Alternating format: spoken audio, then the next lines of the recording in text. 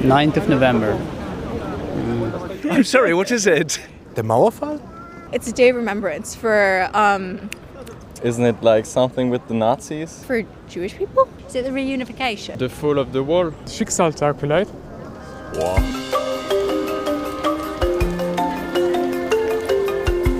What is the story of Germany's Day of Destiny? Why did the Nazis choose November 9th of all days for so many marches? How did the date come to symbolise new beginnings and freedom? And why is November the 9th a day of mourning for so many people? It almost has a comical effect how Germany had to decide which one of its different histories to remember on this single day, and I think it's very symptomatic to the complexity of German memory and history. For 17 years now, the Israeli filmmaker has lived in Germany, the country where, under Nazi rule, anti-Semitism ended in the planned, systematic erasure of Jewish life. In November 1938, hatred towards Jews turned into outright violence. The November pogrom would become known historically as the Kristallnacht. I think about it, it's an opening point, it's the first moment of something that would get much, much worse after that. 1938. After 5 years in power, the Nazis were prepared to eradicate anything not in line with their authoritarian rule. Wir sind entschlossen, ein neues Geschlecht heranzuziehen. Ein hartes Geschlecht, das wir uns ersehnen. They saw Jews as their greatest enemy. Under Nazi rule, they were systematically excluded from society and barred from working. Their stores were boycotted, their rights increasingly revoked. Eheschließungen zwischen Juden und Staatsangehörigen deutschen oder artverwandten Blutes sind verboten.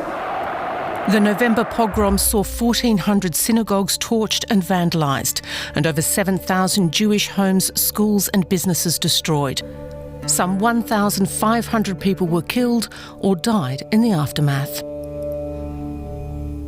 Es gab offenbar die Planung innerhalb der NS-Führung, das Ganze als Volkszorn zu inszenieren. Man wollte also keinen Befehl zu Pogromen erteilen, aber wenn es zu Ausschreitungen kommt, dann muss man denen auch nicht entgegentreten. Not long before, in Paris, a desperate young Polish Jew had shot a German diplomat. The Nazis were in uproar, and the assassination was front-page news across Germany. The diplomat died on November 9th. Alles, was dann passierte mit dem Anschlag in Paris, den Schüssen auf den Legationsrat, das war im Grunde nur das, was dann gut ins Konzept der Nazis gepasst hat.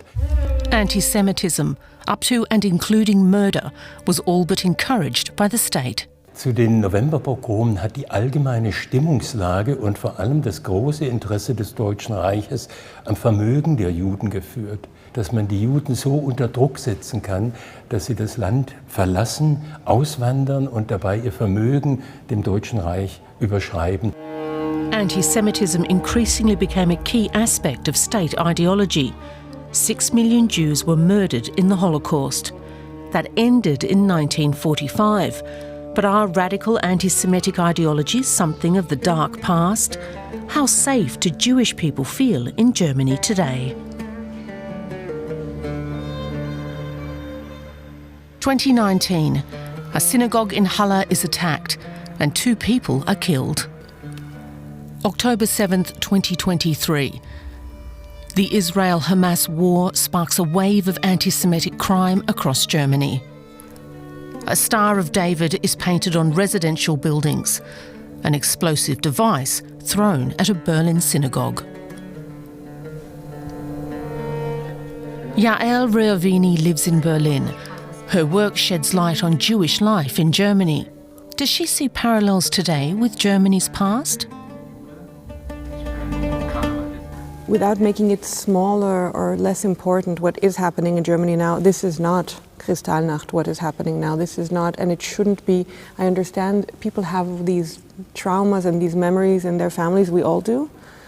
But I think none of us benefit from comparing the horrible things that are happening now to that. This is not a state that is against us. Today, German state policy upholds the protection of Jewish life. But anti-Semitism is nonetheless deeply rooted and is notably on the rise. For many years, liberal Berlin was a refuge for Israelis dissatisfied with their home country's politics. Since October the 7th, though, the mood has shifted dramatically. I always said that the day that I would be afraid to speak Hebrew on the train would be the day I would have to leave Germany. And for the first time in 17 years here, I'm afraid to speak Hebrew on the train. And I think that's a dangerous moment for German democracy. German democracy, a fragile achievement. It's been fought for time and again in Germany, time and again on November 9th. Die Initialzündung, was den 9. November angeht, findet 1918 statt. At that time, Germany was still a monarchy under Kaiser Wilhelm II, and after 4 grueling years, was about to lose the First World War. Es ist die Revolution, die am Ende dieses verlorenen Ersten Weltkriegs von Norden her über Deutschland rollt und am 9. November eben dazu führt, dass der Kaiser abdankt, dass in Berlin die Revolution die Macht übernimmt, die Republik ausgerufen wird. On November 9th that year, the citizens took their fate into their own hands. The Chancellor announced the abdication of the Kaiser. The Social Democrats, Karl Liebknecht and Philipp Scheidemann, proclaimed the Republic. Seid einig, treu und pflichtbewusst. Das Alte und Morsche, die Monarchie ist zusammengebrochen. Es lebe das Neue, es lebe die Deutsche Republik. Germany's first republic was born, the Weimar Republic. It had a democratic constitution and free elections in which, for the first time, women had the vote. Numerous conservative forces were opposed to the new republic, however, and wanted to see the democracy destroyed. Die Gegner der Republik haben von 1919 an diesen 9. November regelmäßig dazu verwendet, um mit der Republik und mit der Revolution abzurechnen. One of its fiercest opponents, Adolf Hitler, largely unknown at the time. At a protest meeting in a Munich beer hall on the eve of November 9th, 1923, he and his comrades from the Nazi Party launched a coup attempt. They marched out to overthrow the government. Es ging darum, symbolträchtig zum 5. Jahrestag dieser Revolution von 1918 dann auch das Ende der Republik einzuleiten. Nothing would come of it. The uprising was quickly quashed by the police and Hitler was arrested. In addition to police officers and bystanders, 13 of the putschists died in the crossfire. While imprisoned, Hitler would write his Mein Kampf manifesto, painting himself as a national hero. Die Nazi-Propaganda hat aus den getöteten Putschisten Märtyrer gemacht, so nach dem Motto, ohne diesen gescheiterten Putsch von 1923, ohne das Opfer der Märtyrer, um die Sprache der Nazis zu verwenden, wäre 1933 der Machtantritt gar nicht möglich gewesen. Every year, with great pathos, the Nazis would remember those who fell in the putsch, as they also did in 1938, holding their yearly vigil in a Munich beer cellar.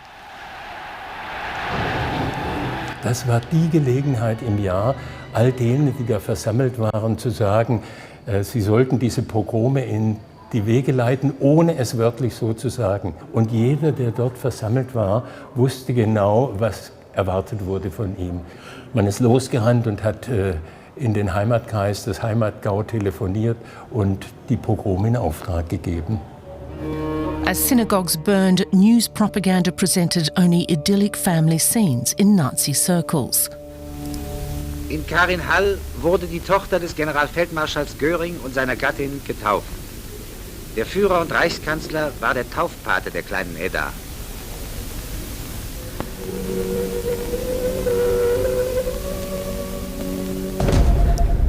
One year later, on the eve of the annual November 9th commemorations, resistance fighter Georg Elser knew that Hitler would be in Munich's Bürgerbräu beer hall that evening, as he was every year. He detonated a bomb there but missed his target by just a few minutes. That evening, the dictator had left the hall earlier than usual. Wäre er erfolgreich gewesen, er hätte in der Tat die Geschichte geändert. Nicht nur die deutsche, sondern die Weltgeschichte. Der Zweite Weltkrieg hätte nicht so weitergeführt werden können, wie er begonnen hat, wenige Wochen zuvor. Es war in der Tat ein ganz kurzer Zeitraum, 12 Minuten, der über die Weltgeschichte und den weiteren Verlauf der Weltgeschichte entschieden hat. The Second World War would last 6 years. After Germany's capitulation, the country was divided among the 4 victorious powers. The Iron Curtain between capitalism and communism, the US and its allies on the one side, and the Soviet Union and its satellite states on the other. The Berlin Wall was erected in 1961, dividing Germany into East and West. By 1989, however, the communist regime in the GDR was crumbling. Thousands demonstrated peacefully for freedom and democracy, and succeeded. On November 9th, 1989, the wall fell. After 40 years, the division of Germany was finally overcome. The country rejoiced. Wahnsinnig, kann ich nur sagen, ja? It was on November 9th of all days that Germany's history took another major turn. Der Gedanke, den 9. November zum Nationalfeiertag zu machen, kam 1990 durchaus auf. Die Freude über den Fall der Mauer hat das nahegelegt, aber andererseits stand eben auch die Pogromnacht, standen die Novemberpogrome dem im Weg. Man konnte sich nicht recht vorstellen, dass man an einem und demselben Tag größte Freude und tiefste Trauer und Scham zusammenbringen könnte. I'm not German, so it's not my decision to make. Of course, that would be in bad taste, to make it a celebration day. You know, in Israel, Independence Day, we all go out, we look at the fireworks, whatever. Germany doesn't have a moment to celebrate itself, and I think that's very symptomatic. October 3rd was finally settled upon for the national holiday, the inconspicuous date on which, in 1990, Germany's reunification treaty came into effect. Memorial Days commemorate extraordinary historical events, which November the 9th has certainly seen. It's also the date, though, that has been instrumentalised to overwrite history. Der 9. November zeigt genau diese Spannbreite dessen, wozu Menschen fähig sind. Das Beste 89 und 18 mit dem Sturz von Regimen und der Etablierung von Demokratie und das Schlimmste mit der Judenverfolgung, mit den Pogromen im Jahr 1938. A day that reminds us of the need to defend democracy, time and again.